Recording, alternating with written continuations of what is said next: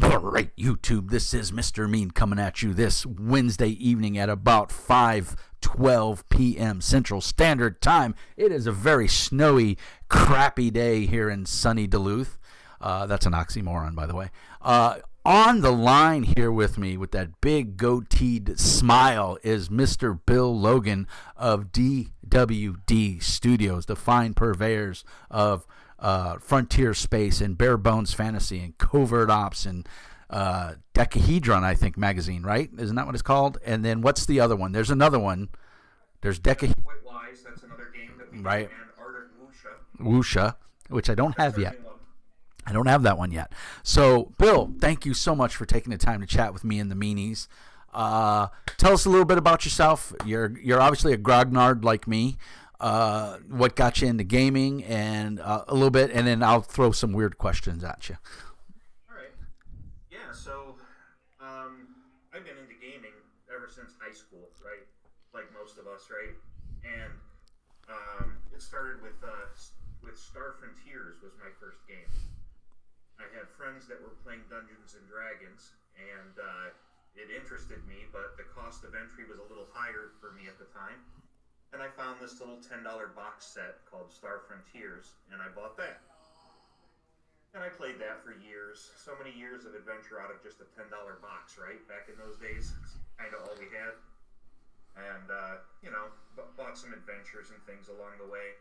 Eventually, years later, I started a support webzine for Star Frontiers called The Star Frontiersman, and started developing some layout skills and things like that through that. It had some popularity. People liked it, but it was a free production, and I had limited permission from Wizards of the Coast at the time until they said otherwise, kind of thing. And then they said otherwise, so I had to stop production of the webzine, and then I decided to take things in a different direction. And we were developing a set of rules that were initially devised for Star Frontiers gaming, and Larry Moore was a colleague of mine at the time, a friend of mine, and we had worked on the Frontiersman together, and he decided to come up with the initial idea for Bare Bones Fantasy, which was just taking our rule set we were working on together and sort of watering it down to its basic levels. Like the minimum rules needed to play well. There's lots of one-page RPGs out there and stuff, and they're pretty cool. Simple mechanics, light stuff. Yeah. But he put something together that was pretty holistic. It watered down a lot of the rule sets that we had originally developed. And we loved it. We played it for a while, and then we got some great cover art commissioned, and all of our artwork is funded out of pocket. And those early days of Bare Bones Fantasy, some of that might show, some of the interior art, etc. My layout skills were pretty poor back then, but hey, whatever, right? It was fun and independently produced. And then we were shocked by the community response to Bare Bones Fantasy. Maybe it was that awesome orange cover by Eric Quigley. Maybe it was the content. I don't know, but it was really popular, and we got a lot of support for it. And that's when I decided to, go in the direction of game development. Cool. Well, you've done an awesome job of it, first of all. We're getting a little feedback there, I think. Uh-oh. Yeah, it sounds okay. Maybe I've got a very kind of deep, weird voice that echoes really bad, so that's all right. So I was telling you before our interview, I got introduced to Bare Bones at a convention here about 2 months ago, where the gentleman threw on a Skyrim skin, and that's when I went, wow, this is amazing. This is the fantasy game I've been looking for, because I'm not a D&D fan. As you can't really see the shelf behind me, but that shelf is 8 feet tall, 5 feet wide, and it's packed. And then there's 3 bookcases on the other side that you can't see that are totally packed. So I've been collecting for a long time, and and I had Bare Bones. I had the PDF. My buddy bought it for me as a present. Said, "Oh, you need to check this out." And that was years ago, and I never did. Because it was a PDF, and I like reading physical books, and so I played this Skyrim game, and I absolutely fell in love with it. A, I love percentage-based systems, and B, you want to take multiple action? Sure, minus 20%. Keep going. Knock yourself out. Roll until you don't make it anymore. Keep going. You want to cast spells all day? Knock it out of the park. And so it was just fun. It was character involvement, and you felt like a D&D 5th edition character. Not to bang on D&D, but it's the easy one to pick on, right? It's the chubby kid in the corner. Let's pick on him. And that was me, by the way. And, you make a first level character and you don't feel very empowered because, a group of kobolds can come along and kill you. And here it goes. We played this Bare Bones game and we were second level, basic level, in Bare Bones. And I think with the way he built the characters, I think I had something like 130% chance, for spells. So, first level or second level characters slinging 4 or 5 spells. Awesome, and you've got a very succinct list of spells, and they're just flavor, right? There's the bare bones, no pun intended, and you just throw whatever affectation you want on that spell. You want it to be a firebolt for your damage spell, it's a firebolt. Fire comes out, boom. You want it to be a holy lance, boom, it's a holy lance. Whatever you, and to me that just speaks, and that's what I really liked. And then I found Frontier Space about 2 years ago. And I did a little review on it, and I got a lot of great feedback, and I fell in love with it because pretty much the same thing. Percentage-based system, pretty easy to do things, very succinct. You want to play Star Wars, you can play Star Wars with it. You want to play Star Trek, you can play Star Trek with it. It will do pretty much whatever you want to do. It's just how much work do you want to put into it. So for me, awesome, and I've always been on the lookout for those simple, easy to tweak systems. Shatter Zone was a long time favorite. I have the original box set up there. You open it up and all the pages fall out because the glue's all dehydrated. So I had to go by he did a restart. I've actually had Brent Bernstein on the channel. Super nice guy. Love to support his stuff as well. So just kudos to you guys for this creativity and this amazing world that you build. And in your case, you didn't really build a world, you built a setting. Or you built a set of mechanics, and we provide the world. You've got, what is it, Karanak or whatever it's called? What's that? What's this? You do have a setting. Like I said, I left my books at my friend's house like an idiot. But is it Karanak or Kararak? Yeah.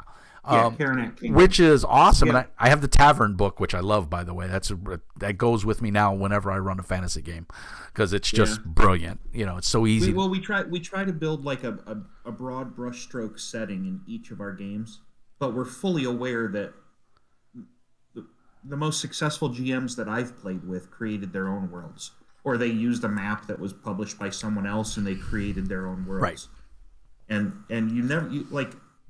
when I was young, I tried to run Forgotten Realms, Greyhawk, Dark Sun, and I had some great adventures in those settings. Don't get me wrong, but I never felt a sense of ownership over it. And I was afraid to modify things too much because that might destroy the next adventure module I buy that might be set in that town. Yeah. Or something. You're afraid to kill the Red Wizards of Thay because, oh my gosh, plot point, who knew? Yeah, right. So we put a setting in each game, but we don't divest or invest so much time and effort into that setting. We try to give it as a bare bones approach to the setting. Right. Give you a map, give you a high level couple sentence information piece about locations, and then let the GMs flesh it out. I mean, they're the ones telling the stories and working the adventures. So that's always been our approach. I have. Go ahead. I was going to say that.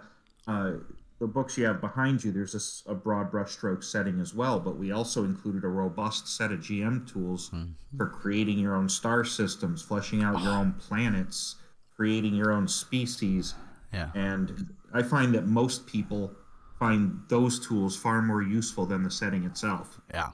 And I was going to say, I've been doing this for 30 plus years now, and I don't care how good your game is, it can't get off the shelf and run itself. So if you put tools inside of that game that help me run it, then so much the better.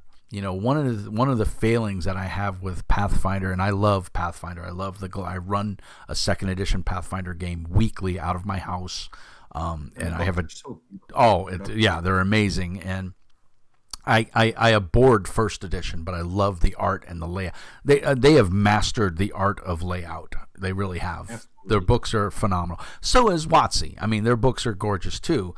Kobold Press. Yeah, Kobold Press as well, But then I see little guys like you, pretty much a one-man shop, because Larry's out of the picture. He's moved on. Yeah, I do have another colleague that works with me quite a bit. His name's Jim Alcala Sales. He was the primary writer for Art of Wuxia, and he's been partnering with me on other projects since. Yeah. So, and just to point out to everybody, because a lot of the viewers don't know, you have a full-time 40-hour work job. This is DWD Studios is not your primary source of income. So and content, as they say, is king. The reason WotC and Pathfinder are always at the top of RPG sales is because, they spit out a book every 90 days or less, right? Because they've got 20 different writers working for them on standby. It's you and another guy, right? So right, exactly. And so when content is few and far between, people tend to, like I was reading some of the reviews on RPG Now, or Drive-Thru as it's really known as. And Drive-Thru is a phenomenal resource. I think it's great. And for small publishers like you, it's a godsend. But one of the things that really gets my goat is when people, there hasn't been a new, Decahedron in 6 months. Well, Decahedron is done by the people, for the people, of the people. So get off your ass and write an adventure or submit a D100 list of something, Yeah. Everything for all of my games that I produce, I release under Creative Commons licensing. Yeah. So if you want to see something, write it. Yeah, and there's some people out there that take advantage of that and make their own content. Trevor Holdman is one. He's done some great adventures for Frontier Space. Yeah. And there's others, but I'm for the number of people downloading and running the game. Right? It'd be one thing if people were just downloading it, but I see it at conventions. People are running it, or I see people sending me screenshots of them playing with their group. I'm just surprised sometimes how little anyone's publishing. Right. Well, I'll tell you, the gentleman that ran it for me, he was a professor at UMD, and he was like, he searched high and low. He's a Forgotten Realms guy. He ran D&D for years, and it never spoke to him. And I'm in that same boat. I love Eberron. I think Eberron is one of the most fantastic settings, and I love the Red Wizards of Thay, Forgotten Realms, Greyhawk. Those are all great settings, but like you said, they're not mine. So I can pick up Frontier Space or Bare Bones, or Bare Bones Fantasy, and I can make my own setting. And I can take from other settings and make, I want Dragon Riders, I can put Dragon Riders in there. It's my setting. I can do with it what I will. And I've always said that no matter how good your game is, it can't get off the shelf and run itself. And I always felt like with like the old WotC settings or TSR settings, they told you, right? It's like your dad yelling at you to do something, right? He told you. He didn't ask you. He told you, right? And I feel like your games, and this is going to sound corny, but it's heartfelt, your games ask me. They ask me, hey, run this game. Do whatever you want. You want space-wielding barbarian chicks with, halberds riding dinosaurs? Knock yourself out. You can do it. It's there for you. You want to combine Bare Bones Fantasy and Frontier Space? Go. It doesn't. Nothing says you can't. And I appreciate games that do that. And so your little slice of heaven, while it came to me rather late in life, I'm happy that it did, because as you can see, I got we lost him, so he's going to reconnect. There he goes. He's coming back. Yeah, it's okay, man. We understand. I was like, I think I'm going to lose him, and I lost him. So I was just saying, I have these books, and a lot of people, I didn't know this until someone pointed it out to me, that if you put the two books together, it makes a mural. And I didn't know that at first. And so that was Eric's idea, the artist. Oh, he did a fantastic job. And so sure enough, after I did the review of the game, I'm reading the comments on YouTube, and I put the two books together. I'm like, holy shit, it sure does. I'm like, oh, that's awesome. You need to sell that as a poster.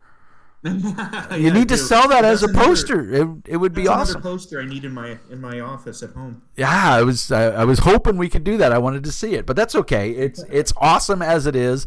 Put it on the website for $1 to download. Boom, people can go make a poster of it. It'd be awesome. There you go. So I have all these questions. Obviously, D&D was probably your first game of choice. Again, my first fantasy game, for sure. Right. And your sci-fi gear game was Star Frontiers. Star Frontiers, all right. And Flumps, long live the Flumps. Long live the Flumps. But I also played a lot of Top Secret. And, Top Secret. Love Top Secret. Yeah. And Palladium games, all of them. Yeah, I got a stack of them. I totally feel you. The Palladium books were great for just resource material. I mean, I didn't like the system, but Marvel Superheroes RPG. It's another one I played the crap out of. Oh yeah, the Fasarip. Yeah, can't live without it. And then of course DC came out with theirs, which was a flop. Yep. It was okay. It was okay. The art, we bought it for the art. Let's face it. The coffee table books. Bought it so you could really compare Wonder Woman's to Superman's strength. Right, or Superman to the Hulk. Right. Right. Which never worked out very well. But so aside from that, so there's these standard questions that I ask everybody that I interview, and one of them is you're on an airplane. You've got your book bag with you, and it will magically put any one book in it you want. And your airplane's going down. You're going to crash on an island. You're going to be there for the rest of your life. No friends, no family, no pina coladas, no coffee. It's going to be hell on paradise. But you can bring one RPG book with you. Only one. Which book is it? It's a tough question. If it's only one, I might have to go with the D&D Rules Cyclopedia. You are not the first one to say that. What's that? I'm not? You're not the first one to say that. Several have said that. Just because it's so much in one cover. That's all. Yeah. Not that it's my favorite system, but it's an easy...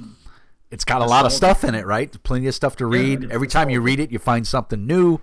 So that ties into the next question. What is your favorite game system? My own. Yeah. Right. That's why you wrote it, right? Time with it.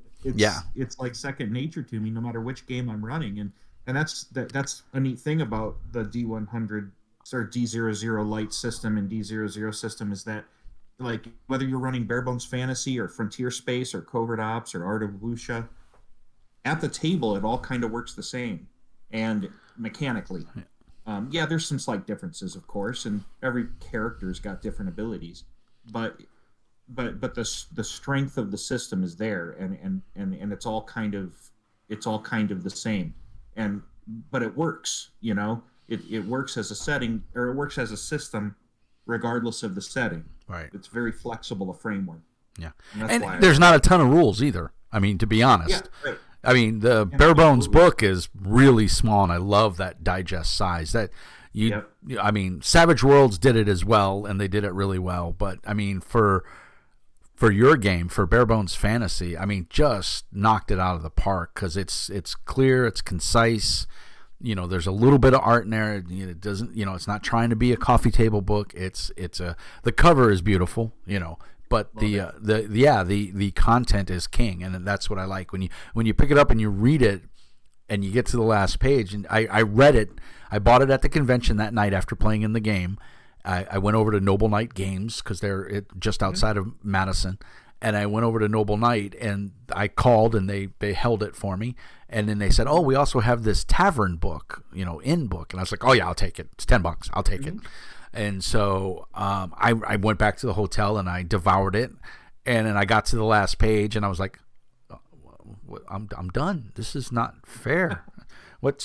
I need more. Where's the rest of this? So then, of course, I went on the website and I downloaded a couple copies of Decahedron, and I went, "Oh, this is cool." So this is really anything you want it to be. It's awesome. You just kept hanging more stuff on the framework, and But again, even though you add all that stuff, it doesn't change the experience at the table. Right.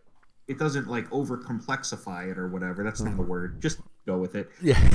Works for me. You know, like for example, the books behind you, even though there's more page count, okay, yes, I also used a bigger font because I'm an old Gronyard with bad eyes and it looks better and more handles easier.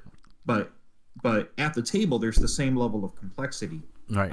The only thing that we have extra in that book that adds to the page count really is the fact that I can't tell you this is an elf. You already know what an elf is. I don't have to explain it further. I actually have to explain the races. Right. You know, because not everyone knows what a novum is. It's made up. Right. It came out of my brain.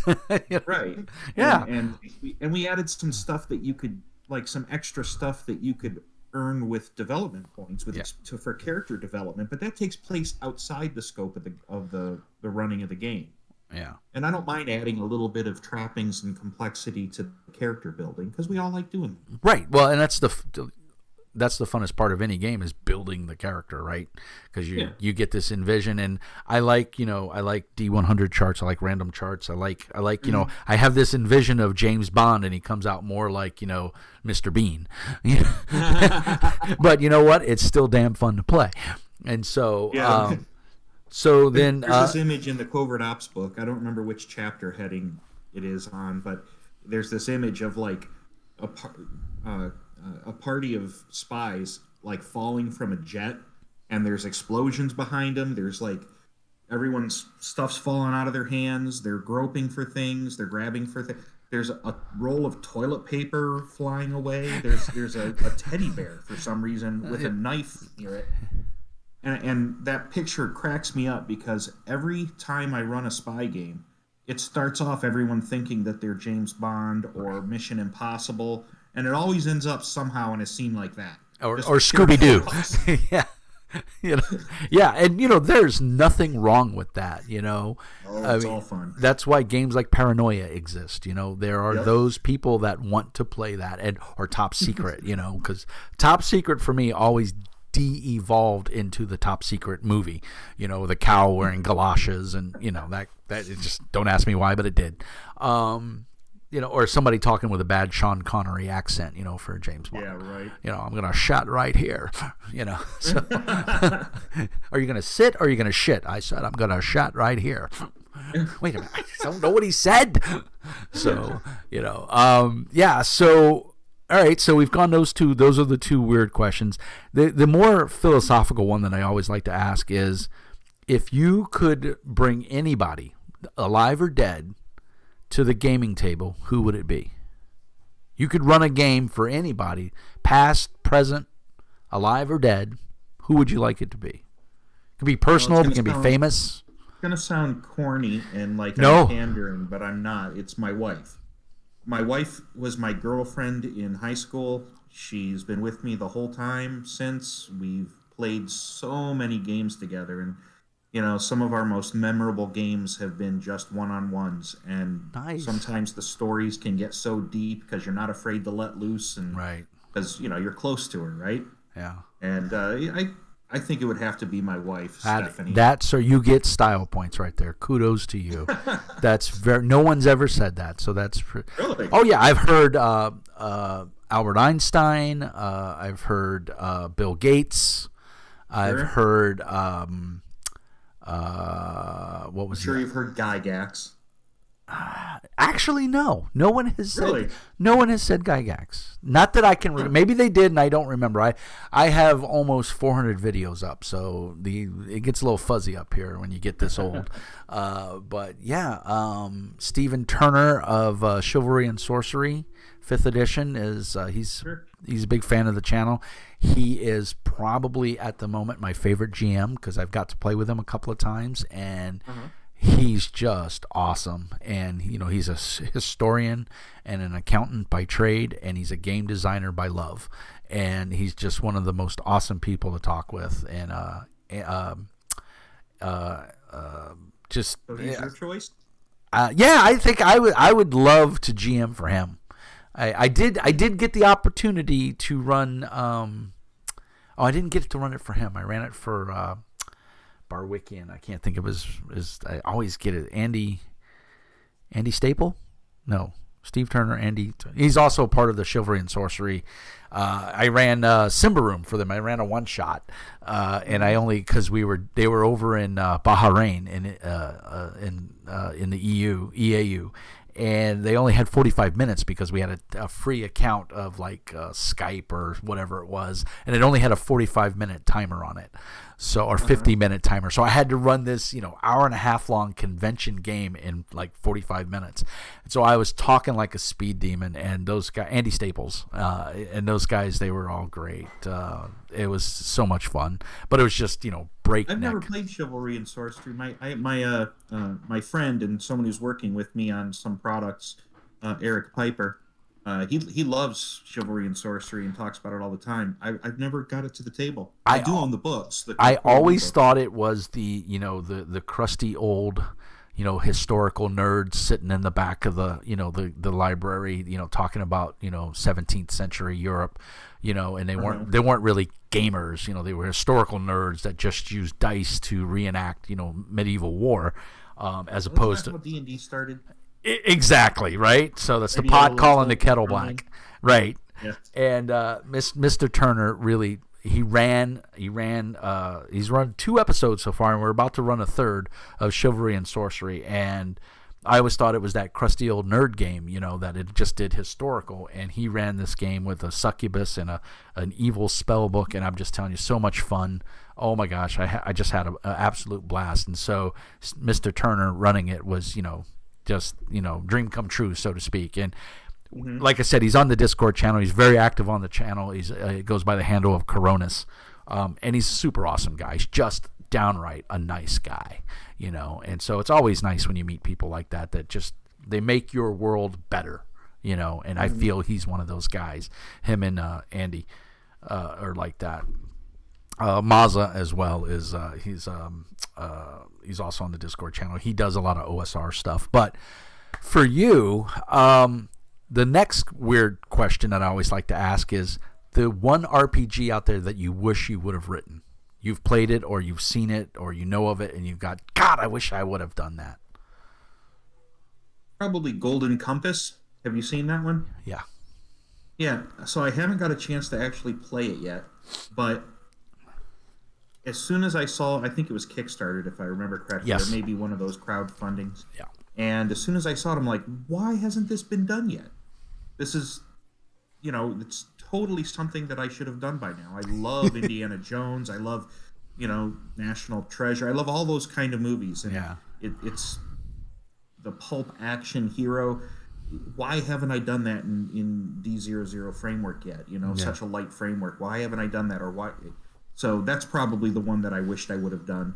And, I also wished I would have followed their model. Okay, I'm telling you something nobody knows yet. My friend, Jim Sales, he and I are working on a bare bones space, which is it's not frontier space. It's more of a digest-sized, tiny, bare bones space game. And I'm so tempted to make it my first Kickstarted solution just so I can get art. Like, once I'm done with the book and we feel it's fully vetted and tested, we've run it at conventions, we're happy with it, to just produce it with the production quality that Golden Compass has, or that, something from Izo has, or Wizards of the Coast.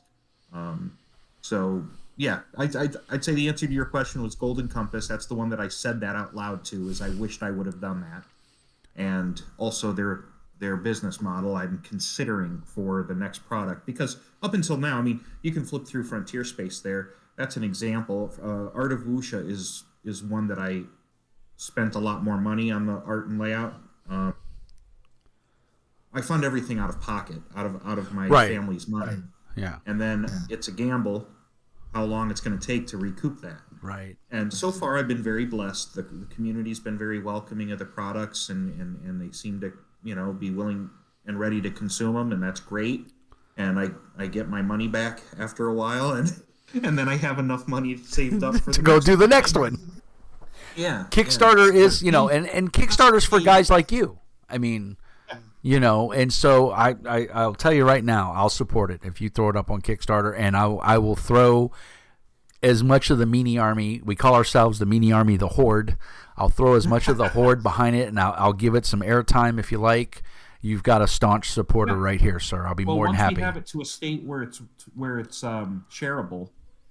Please, I'll run it on my Discord. I use Foundry VTT as a virtual platform and Discord as well. And part of my Patreon is to run games for my Patreons and fellow the Meanie Horde. Because like I said, I have a very positive group of meanies out there, as they like to call themselves. And I'm very appreciative of them, taking the time to let me ramble. And, they watch me on YouTube like morons, but I love them all.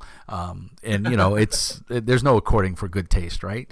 Where a guy like me can get 980 plus followers, I must be doing something right. But, hey, it's fun. It is my therapy. It's my baby. Next to my, my true love is my wife and my son, and this is a close second. It's right there. I love doing this. I love talking to guys like you, and seeing how that process works. And the one thing I have learned is that none of you guys are rich.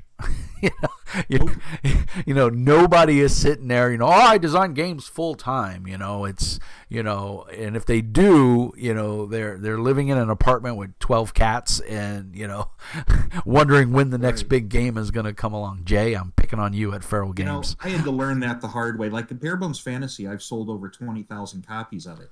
Yeah. Yet I'm not swimming in money. No. Well, because the drive-through takes 30%, and everything, the shipping cost, and print cost is outrageous right now. I had to pay the artist. I had to pay back the editor. It gets expensive. My buddy Jay over at Feral Games Inc. He does Blood Iron and a ton of games, and I can never think of them off the Suicide Squad. He does not, is it Spec Ops or Covert? It's not Covert Ops. It's gonna kill me now. I can't. Anyway, Feral Games Inc. makes a ton of great games. I've supported all of his games. Ghost Ops, that's what he does. Ghost Ops. Yeah, and he's a self-made publisher. He learned Publisher and Photoshop and everything in design to lay out his books. And now, man, he's got it down pat, and he does these Kickstarters, and, they don't make a ton of money, but they make enough to keep a roof over his head and keep him happy. And his wife is his editor, and his cats are probably playtesters, I think. I pick on him for having cats because I truly believe cats are the ultimate food source. That's just me. I could be weird. But, Jay is a self-made guy, and I love him to death, and he's been a staunch supporter of the channel. And ever since I think it was Suicide Squad or Zombie Squad. I'm horrible with names. Zombie Squad is a little-known game that he put out. And it's kind of tongue-in-cheek. You're basically penal legions. You're on death row. You're going to die, and at the last minute, Space Commander comes in and says, "I've got a mission. Do you accept?" Who's going to say no, right? Well, I'm not doing anything, so I might as well go do this. Probably going to die, but what the hell? It's better than sitting here getting lethal injection. Yeah, and so it's a fun tongue-in-cheek little game. But it was a cool game, and I liked it. And it was one of the first reviews I did, and he watched some of my videos, and he's like, and he's British, so he's like, this bloke gets it, because he watched my review of it, and he sent me a free copy, and I disclose that whenever developers send me stuff. I don't try to get over on it, and half the time they send me multiple copies. Stephen Turner sent me like everything for Chivalry and Sorcerer. I was like, I didn't even ask for it. He's just like, well, what's your address? I'll send it. Next day in the post, the postman's like, I'm not lugging this damn thing up your stairs. You can come get it. And it's, he got it to me in like a week, and it's like 5 books, and they're like weigh 100 pounds. And I'm like, Steve, you didn't have to. It's fine. He goes, I know the owner of the company. He's a jerk. I'm like, wait a minute, that's you. But yeah, and so that stuff is appreciated, and it takes a lot of effort and a lot of time to make these games, and you do it for the love, right? You don't do it because you're like, ooh, I'm going to design a game. I'm going to be rich. I once thought I was going to get rich. Right. With any of this. I've always done it for the love, and I've always done it as community development on Google Plus. It used to be. Now it's, various other platforms, Right. Twitter and MeWe and whatever. And we're just happy to see the game get played. We just want to make more people play more fun games. That's all. Well, you're doing a great job. Please keep it up. So moving forward, and we got a teaser about Space Bones. Potential name. Space. Space Bones. I'm just throwing it out there. It's free. You can have it. Bones. My pleasure. Thank you. What's in the future? Do we have anything new coming for Covert Ops? Do we have anything for Bare Bones? Do we have anything for Frontier Space? About a half a dozen adventure modules for Covert Ops that are in various stages of production for years. And whenever I have time, I work on them. And sometimes I can do session prep for a game every day, right? And I can do that, but writing it formally for public consumption is hard. Is this whole other thing, and it's difficult because the time you put into it is high, and then the payoff is very low. Not talking about money, but I'm saying you put it out there, it pays for itself, and it acts as advertisement to get to your product and all that, and that's great, but you can't charge much for it because I already charge, $9 for a whole RPG. Right. I can't charge more than a few bucks for an adventure module. Right. So most of your stuff is pay what you want on drive-through anyway. Some of it is. Yeah. I made the entirety of White Lies free. Right. You can't. You're not going to get rich that way, by the way, Bill. No, I'm just going to point that out. I love producing the content. It's just so there's several adventure modules in various stages of production for both Covert Ops and Frontier Space. I have an entire RPG called Malevolent Domain. Ooh, that is. I like the name. Thanks. It's currently about 80 some pages, and it's digest sized. It's meant to be like bare bones fantasy size, right? Yeah. And it's Walking Dead meets Resident Evil, kind of a combination of the two. You're surviving and trying to, maintain a living community, trying to find a place to mesh out a survival in a zombie apocalypse. But there's a little more to it than that. And then there's player characters.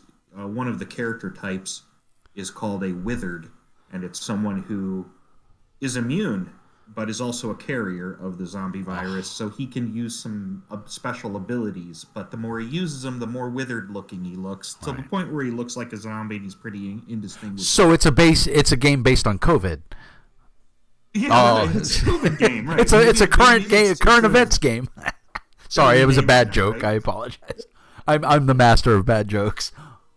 So that's a game that's that sounds really interesting, to be honest. Yeah, it's been fun playtesting it and working out all the kinks in it. There's Bare Bones Space I mentioned. That's something we're working on, which is it only exists because there's a slightly higher bar for entry for Frontier Space. Not that it's more complex, but it appears so because it's 2 books, bigger font, so it's spread out. And the idea was to make a super light version, and everything we produce from that point on will be compatible with both of them. Oh, that's awesome. We're going to make an effort to do so. Yeah. There'll either be 2 sets of stats or maybe a layer in a PDF file that you can switch between. So the goal is to try to make sort of a basic version. It's not a basic version of Frontier Space. It's not. It's its own game. It's its own game. Right. Geared more towards pulp, high cinematic action, sci-fi, more of a feel of Star Wars than Star Trek. I'll give you more details when I have more to share. No, that's fine. That's more than enough right there. I mean, we want, we always want more, right? I mean, yeah. And also, I don't talk about it much in my RPG circles, but I'm a huge board gamer. I have several hundred board games, 300 more, I don't know. And I play board games more often than I play RPGs. And I also have several board games I've created and are in various stages of publication. One of them just got turned down by Smirk and Dagger. They're held onto lost it for a while and then finally turned it down. Board games are different. You can't really self-publish them as easily. No. You can Kickstart it. That's about it, which I might end up doing. Right. But you got to make sure you line up all that infrastructure before you go to Kickstarter, because you got to make sure you have all the manufacturing set up to actually make it. And that's the hard part. I have too small of an ego, and I'll get crushed if a project fails on Kickstarter. I'll be that was never supposed to be. Yeah. Yeah, but you know what? Again, you're designing RPGs, and it sounds like you're designing tabletop, board games. So I think your ego's pretty solid, sir. I think you'll deal with it a lot better than you think you will, because, I mean, how many times have you pitched Bare Bones to people and they went, meh, whatever? Once they sit down at the table, they love it. But you got to get them to that point, though, right? Most of it's the economy of the multi-action penalty. Yeah. That really seems to catch everyone. They're like, that's what caught me. It's a simple idea. Yeah. Yeah. It's a simple Why do you think I like Pathfinder so much? It's a 3-action economy game. You can, D&D, you hit and you wait to be hit. That's what you do. And Pathfinder, I can hit you, run away, and then run back up. Yeah, you have more tactical options in right. Pathfinder. You get action economy. Bare Bones Fantasy, there's no structure at all like that. There's just the multi-action penalty. And that's great, though, to be honest. It is. For those of you out there that haven't played it, and I'll run it on the channel here soon, I'm telling you, the fact that I played a mage in that Skyrim game, and I was zapping bolts out left and right, because we were being attacked by a whole bunch of little minions running at us, little I don't know what they were. They were little goblin-like creatures that were coming out of they were the Durgar, or the Dwemer, the little dwarven things from Skyrim, the little crab robots things. I don't remember what they're called. I haven't played Skyrim in a hot minute. But I was zapping them, and my spells were doing enough damage that I was knocking them out, so I just kept going. Yeah, and what a great feeling that is for the first time you sit down to play a game, and an hour into it, you're like, zap, zap. I felt like Gandalf, I was badass, and the player's like, holy crap, leave some for us, and I'm like, well, I'm sorry. There's plenty more. Okay, so I will say that in Bare Bones Fantasy, the spell casting is a bit OP at high rank. And that's something that we're, as we I was level 2. Consider developing a second edition, we're going to try to curb it a little bit. Yeah. But we're not sure yet how to do it without breaking it. So right. Well, I'm telling you, and then the fighter got in there, and it was a female. She was a Khajiit, more of a thief assassin, but she was in there doing her business. And same thing, she was strike, taking the multi-action penalty, and she was she killed just as many as I did, or disabled, so everybody had their thing that they were good at, and the skills are kind of open-ended. Like that, you can really. I'm just telling you, if you're out there in the public and you're watching this and you're curious about Bare Bones, first of all, it's $10 on drive-through RPG, and I think it's $14.95 for the hardback.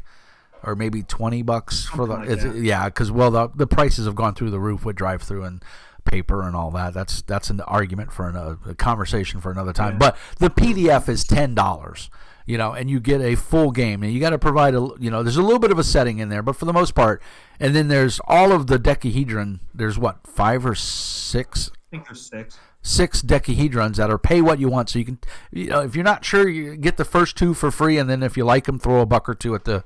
I threw you $2 for each copy because I thought I got value out of it, right? And I printed them all in a binder. Me one way or the other, it's not. That's not the point. Me any greater or lesser. But the point is that you should show. Yourself. I feel you should show support.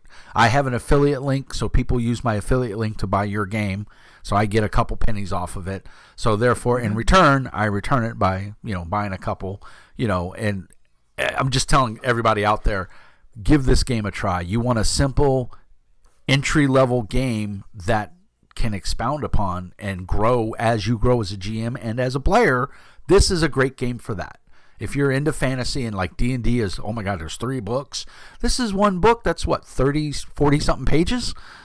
Yeah. And you set your own setting. So you love D&D, you like the Eberron setting, make the Eberron setting. It's easy. It's all trappings. It's all flavor. The mechanics are there to use as you will. It's awesome. I'm sorry. I'm a fanboy. So, I'm a bad guy. Whatever. You know, but the multi-action penalty is actually, it's deceptively tactical. So you know, because sure, you can wade in there and swing your sword 6 times. You might have very little chance of success on the last couple, but if you did that, your multi-action penalty is so bad that you're not going to be able to defend yourself. Right, and that's that tactical thing came in. I was far away, so zapping spells for me was because I knew I wasn't going to get attacked. But like the Khajiit, if you get in a good tactical position, right? The Khajiit was up front in the thick of it, and now she's attacked. Like I think she attacked 3 times successfully. The 4th time she missed. Now she's got minus 80 penalty on her. She had 140. We all were roughly right around 140 for our main ability. So now, that's abnormally high. Right. Well, like I said, he tweaked them and built them specifically for us to be very capable, and we flew with it. And like I said, to sit down and play and have that much fun with a game that there were 5 players, none of us had ever played bare bones. 2 of us knew about it.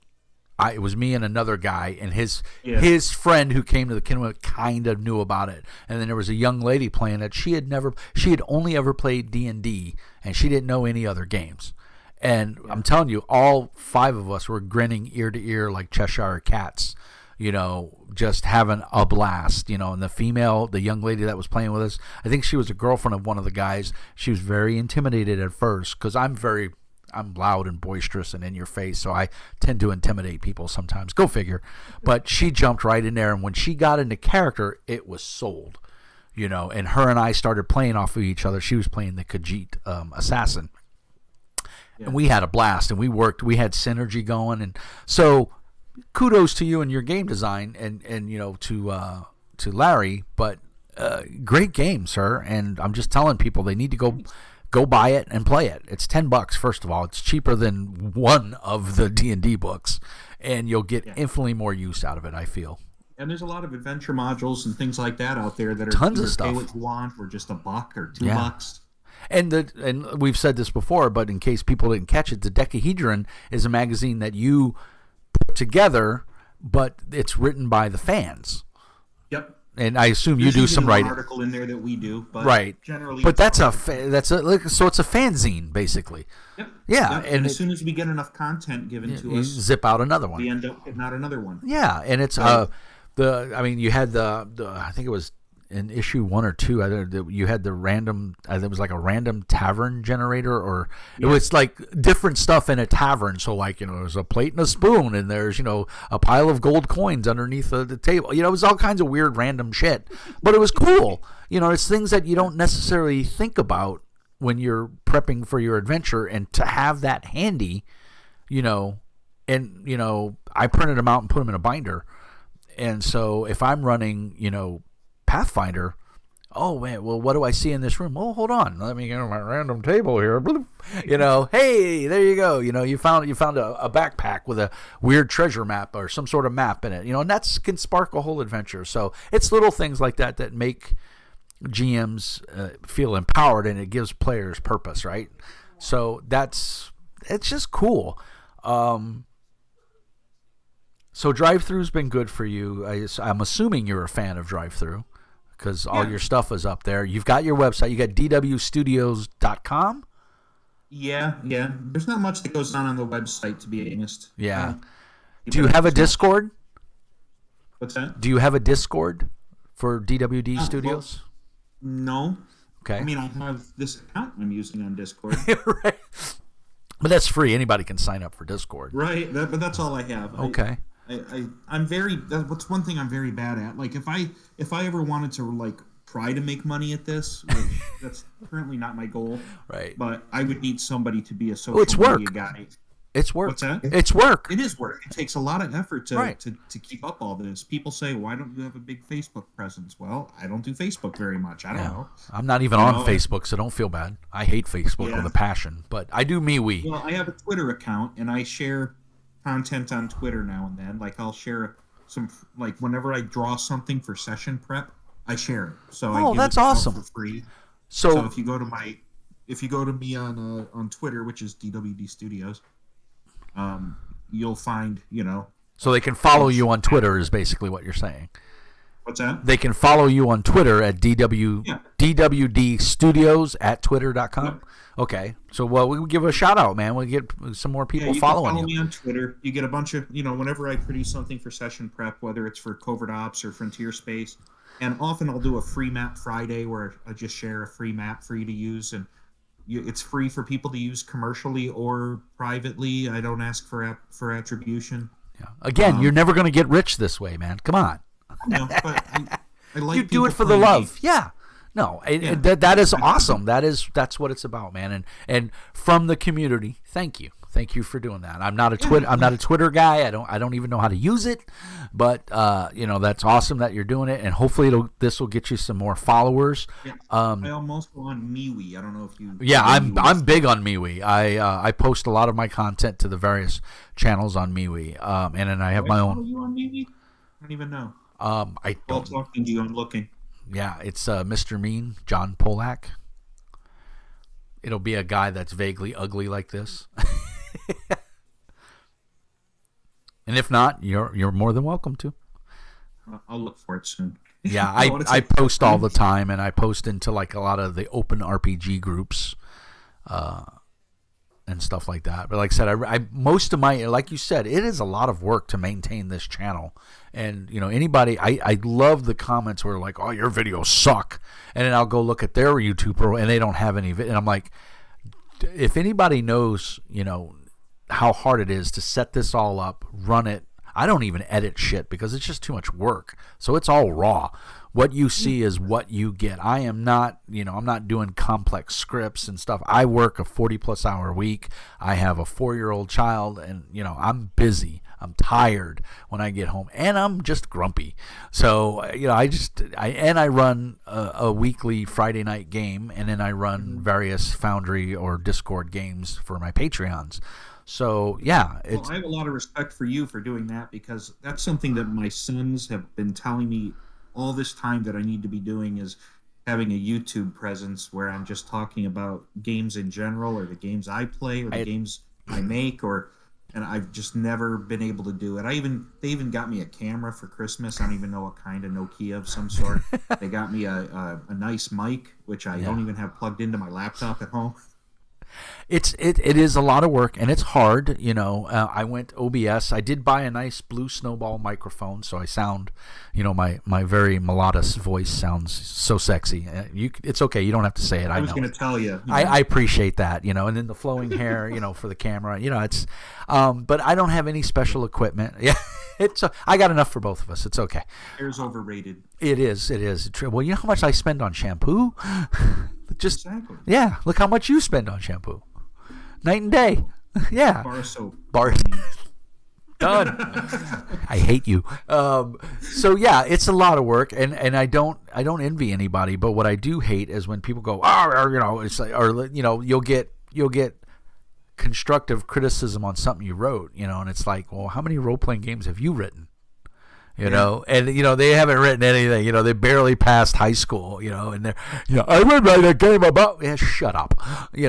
Yeah, I get that sometimes, and it used to really bother me. It doesn't bother me anymore because I have no feelings. It doesn't me anymore either, especially when the criticism is something silly like I have no respect for games that just use percentile. Oh God, yeah, I've seen that so many times. What does that mean with it? I'll divide everything by 5 and I'll republish it for you and give you a D20. and then they'll be upset about the price, So yeah, right. You can't make everybody happy all the time, right? You can't please all the people all the time. This is one of the toughest industries, the RPG community. While it is most of the time a very caring and a very giving and a very polite community, it is also can be a very ugly community, and that's one of the things I pride my channel on, is that I don't care who or what you are, it's all about the RPGs. My Discord is we don't talk about politics, we don't talk about religion, we don't talk about world affairs. I don't care about all that. That's much easier. Yeah, this is just leave to get all that at the door. Exactly. You're welcome in. Come on in. I don't care if you wear, if you wear pink lipstick and green hair and your name is Bob. I don't care. if you're here to have a good time and have fun, and we can relate over an RPG, then awesome, man. You're welcome. Come on in, have fun. And I have an amazing community. I recently posted. Speaking to that, I recently posted on Twitter a kind couple of words for a game that I had just found. I don't remember what it was right this second because I'm always downloading people's games and looking at them for ideas and inspiration and just appreciation, right? Right. So, and I thought something was really cool, so I made a comment about it on Twitter, and I'm not allowed to review leave reviews on One Bookshelf or Drive Through RPG because I'm a publisher, right? Right. So my only avenue is to just make a comment about it, and then a bunch of people attacked me because I guess some people dislike this guy who wrote this game for some other thing he did, or politics or stuff I don't get involved with. Right. All I'm talking about is this game where I'm having to say, "Hey, I'm sorry, I don't know anything about that. I was just saying." Nor do I care. Yeah. I'm talking about this game. At this point in time, this is what I liked. It struck me. It spoke to me in some way, shape, or form, and I enjoyed it. That's all we're talking about. Anything else is superfluous. I don't care. Exactly. I don't want to have anything to do with the rest. And I don't want to get into my private stuff. I don't want to get into your private stuff. I don't want to get into politics. By the way, I hate your wife, because she games with you. You're a jerk. Yes. Well, there's room for that. We can have a discussion on that. I want to go to a separate place for that. I want to talk to separately for that. Well, and first of all, to have an argument over Twitter, come on, right? Yeah. Let's go have a beer. I'll talk to you about whatever. Yeah, exactly. I don't like you because the sky is blue. Okay, well, all right, good. I don't like you because the sky is blue as well. I don't get humans sometimes. We are a strange beast. But Bill, man, thank you. This has been entertaining. It's been fun. I don't want to keep you any longer. My wife's got dinner on the table for the family. I gotta go feed my little monster. I'll be there in a few. Yeah, come on, dude. Bring a steak. Come on, we'll throw it on a grill. It's all good. If you get to any of the conventions up north, look me up. I try to go to as many of them as I can. Like I said, I did a review of Bare Bones Fantasy. I believe, if I'm pretty sure, it was either Bare Bones or Frontier Space. I luckily am fortunate enough that I'm one of the few reviewers that is allowed to post hypertext in my reviews for drive-through. And cool. So I believe I put a link to one of your games, up on my review and said, go check out my review. And I gave you 5 stars. So thanks. Appreciate it. Yeah. I think it's really cool. I like the concept. I like the simplicity, and I like the game. It's that simple. It's very cool. It's easy. It's fun. I can't wait to run it for some of my friends, but I've got to play it, and I thoroughly enjoyed it. And Frontier Space just grabbed me. The moment I saw the books, I went, oh, I got to have these. And I bought the GM little screen that you had up there as well. And I have it all, and I'm very proud to have it as part of my collection. And thank you for writing cool games. Yeah. I'll keep doing it for years. Let's hope so, right? I'm creeping up on 60, and I don't plan on stopping anytime soon. So I'm going to keep going until my kid is old enough to chuck dice, and so I can jam for him, and then I'll treat him like crap because that's all the hell he's put me through. So that's what parents do, right? We revisited. Just make his character change a diaper. Just. Oh no, he'll be changing my diapers by then, so that's punishment enough right there. I'm a big guy. You don't want to see what I put out. It's not pretty. And he's going to have it all to himself, and I'm going to do it on purpose. Thank you so much for spending this time. Anything, you're on the Discord now. You're a part of the Meanie Army. Feel free. I have a hashtag publishers announcements. Feel free when you're doing sales or whatever, feel free to go in there. I've marked you on it. You'll see that you have a different color than everybody else. So you are a publisher. You're denoted as a publisher on my Discord. You're more than welcome to go to that hashtag publishers announcements and, hey, Drive-Thru's having a sale on all my crap. Feel free to, post there, put your Twitter account there, say, hey, if you want to reach out, if you have questions, whatever you'd like to do, that space is for publishers, and you are a publisher, sir. So Great, thanks. make it available, use it, join the community. Feel free to scout for games if you need monkeys to toss dice. There's a lot of them there. The Batman, he's a tried and true loyal follower of the Meanie Army. He's one of my friends on the Discord, and he loves your games as well. So awesome. He's a big fan of Covert Ops, so he's begging me to find out when you're going to put something new out. So yeah, I used to run Covert Ops online for quite a few people. yeah, you ran for his group, and he loved it. He had nothing but great things to say. So yeah, man, use the space. Run games there if you want. Whatever you need to do. When you get something new coming out and you want to do an interview over it or whatever, or you want me to blast it, I'll be more than happy to do that, sir. It's a pleasure to talk with you. Everybody watching. This has been Mr. Bill Logan. Awesome dude. We won't pick on him because he doesn't have hair. That's not our thing. We don't do that. But he's a super cool guy. Let's thank him for give him a meanie welcome to the Discord server, and mi casa es su casa, as they say in Germany. And so thank you so much for spending the time. We're going to fade out to black here. I'm going to stop recording, but I'm going to keep you on the line for just a second.